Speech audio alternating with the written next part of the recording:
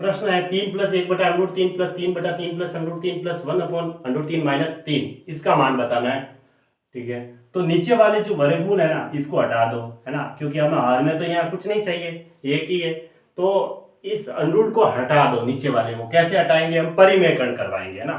3 plus, अब नीचे √3 है तो √3 से ऊपर नीचे गुणा करवा दो, √3 बटा ये √3, और इसको मैंने √3 से ऊपर नीचे गुणा किया ना, तो यहाँ लिख देता हूँ √3। देखो 1/√3 था, √3 से ऊपर नीचे गुणा कर दिया, एक तो इसके गुणा में है ही, √3 से ऊपर नीचे गुणा, प्लस अब इसमें है 1/3 प्लस √3। तो मैं क्या करता हूँ, परिमेयकरण का मतलब क्या है, इन दोनों के बीच में अगर प्लस है तो इन दोनों के बीच में माइनस लगा के ऊपर नीचे गुणा कर दो, ऐसे 3 - √3 विपरीत साइड से गुणा करना है ना, विपरीत चिन्ह लगा के ऊपर नीचे गुणा कर दो, ताकि नीचे a + b a - b का फॉर्मूला बन जाएगा। अब इसमें क्या करना है, इसमें है ना, देखो अनरूट वाली संख्या जो है ना, 3 - 3 है वो बड़ा होता है, लेकिन यहाँ माइनस लगा तो ये 3 छोटा हो गया, -3 हो गया, तो फिर मैं यहाँ से माइनस कॉमन ले लेता हूँ। ठीक है, माइनस कॉमन ले लिया, 1 इसको मैं ऐसे लिख सकता हूँ 3 - √3, ऐसे। यहाँ से मैं माइनस कॉमन लूंगा तो यहाँ माइनस लग जाएगा और यहाँ प्लस लग जाएगा। ठीक है, तो माइनस किसके आगे लगा, √3 के आगे, और प्लस किसके लगा, आगे लगा 3 के आगे, तो 3 के आगे प्लस, माइनस √3 के आगे माइनस। मैंने माइनस कॉमन लेते ही यहाँ माइनस माइनस प्लस माइनस हो जाएगा, तो ये माइनस मैंने यहाँ लगा दिया, क्योंकि अनरूट को छोटी संख्या, इसमें से जो बड़ी संख्या है ना उसके आगे मैंने प्लस रखा, और जो छोटी संख्या है उसके आगे माइनस रखा। ठीक है, ऐसा कर सकते हैं इसको अनरूट के आगे, अगर ऐसा ही करना है, क्योंकि अनरूट वाली जो संख्या है 3, √3 की वैल्यू 3 से कम होती है, तो इसके आगे माइनस रखा और इसके आगे प्लस।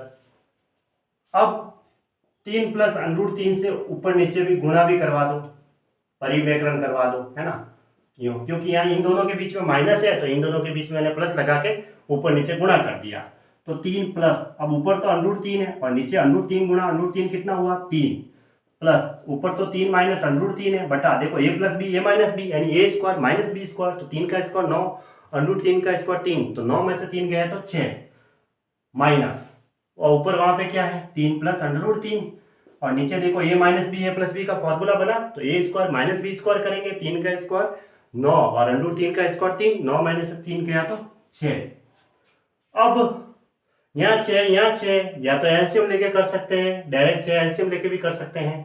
ठीक है, तो डायरेक्ट 6 एलसीएम लेके कर दो, ये लो मैंने 6 एलसीएम लिया, इसके नीचे कुछ नहीं है तो एक है, एक का भाग 6 में दूंगा 6 बार, 6 को 3 से गुणा करूंगा तो मैं 18 आएगा, प्लस 3 का भाग 6 में दूंगा 2 बार, 2 को √3 से गुणा कर दो तो 2 √3। अब 6 का 6 में भाग देंगे तो एक बार, एक को 3 - √3 से गुणा करेंगे तो 3 - √3, फिर यहाँ पे भी 6 का 6 में भाग एक बार ही जाएगा। अब ये माइनस में अंदर भेज देता हूँ, -3 और माइनस का √3। अब देखना है, देखो 2 √3, माइनस का √3 और माइनस का √3 मिलकर के माइनस का 2 √3 बनेगा, तो प्लस के 2 √3 से ये कट जाएगा, और ये प्लस का 3 माइनस का 3 कैंसिल हो जाएगा, तो मुझे 18/6 मिलेगा। 18/6 की वैल्यू 3 होती है, 6 3 18 होता है, तो ऑप्शन सी राइट है, ऐसे। अब इसका वर्गमूल बताना है, देखो ये और ये सेम है, और ये सेम है, ठीक है, तो इसको ऐसे लिख सकते हैं हम, कैसे कि a⁴ माइनस b की पावर जो 4 है, इसको ऐसे लिख सकते हैं a² का स्क्वायर माइनस b² का स्क्वायर। ठीक है, और नीचे क्या है a² - b² है, ऐसे। इसको मैंने a माना और इसको मैंने b माना, तो ये नीचे a² - b² हो गया, और ऊपर a⁴ माइनस b की पावर 4 है, इसको टुकड़े कर दिए, a² का स्क्वायर माइनस b² का स्क्वायर, और नीचे क्या था a² - b², ऐसे। अब a² देखो ये पूरा a हो गया और ये पूरा b हो गया, यूं।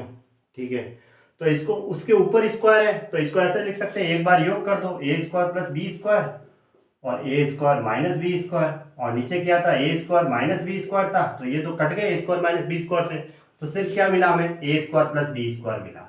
अब a² + b², a की वैल्यू क्या थी 3 सही 1/4, यानी कि देखो इसको 3 सही 1/4 को सॉल्व भी कर दो, 4 3 12 और 1 13/4 है, तो 13/4 का स्क्वायर प्लस b² यानी 4 3 12 और 1 13, 13/3 का होल स्क्वायर, है ना, 13/3 का इसके ऊपर होल स्क्वायर है। अब 13 का स्क्वायर तो कॉमन आ जाएगा, 13 का स्क्वायर 169 होता है, तो इसमें भी 169, इसमें भी 169 कॉमन ले लो। और नीचे है 1/16 प्लस 1/9, तो 1/16 और 9 का एलसीएम लेना चाहेंगे हम। 16 गुणा 9 होता है और 16 प्लस 9 हो जाए, देखो 1/16 प्लस 1/9 हुआ, 1/16 से ये 16 से 16 कट गया तो 9 रहा, 9 और इधर 16 रहा, क्योंकि 9 से 9 कटेगा तो 16 और 9 कितने हो जाएंगे, 25 हो जाएंगे यहाँ ऐसे। फिर अब करता है तो काट दो, नहीं तो फिर डायरेक्ट वर्गमूल ले लो, क्योंकि इसने कहा है अब इसका वर्गमूल लेना है, वर्गमूल ले लो फिर, है ना। इसके ऊपर अंडरूट लगा के ये लो, अंडरूट 69 गुणा 25 बटा 16 गुणा 9। अब अंडरूट 69 का वर्गमूल तो 13 और 25 का वर्गमूल 5, 16 का वर्गमूल 4 और 9 का वर्गमूल 3, तो 13.65 और 4 3 12। अब 12 का भाग इसमें देंगे तो 12.60 आया और 5 शेष पर रहा और 12 का भाग दिया था, तो ये इसका आंसर बैठा। ठीक है, कौन सा आंसर आया, 5 सही 5/12। ऑप्शन नहीं लिख पाया ना, तो अगर ऑप्शन होते ना तो इसका जो राइट आंसर होता 5 सही 5/12, है ना। और भी ऑप्शन होते तो ये इसका आंसर था 5 सही 5/12, है ना।